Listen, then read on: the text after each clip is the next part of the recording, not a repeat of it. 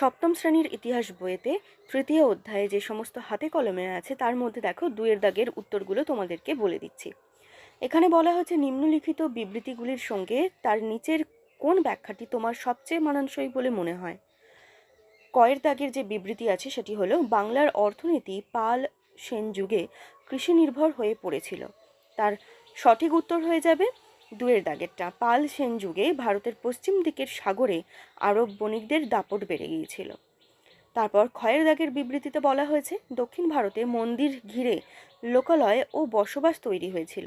তার প্রধান কারণ যেটা হবে সেটা হলো ব্যাখ্যা নাম্বার 1, রাজা ও অভিজাতরা মন্দিরকে নিষ্কর জমি দান করতেন। তারপরে গয়ের দাগের বিবৃতিতে বলা হয়েছে সেন যুগে বৌদ্ধ ধর্মের প্রচার ও প্রসার কমে গিয়েছিল। এর যে সঠিক ব্যাখ্যাটি হবে সেটি হলো ব্যাখ্যা নম্বর 2, সেন রাজারা ব্রাহ্মণ্য ধর্মকেই প্রাধান্য দিতেন।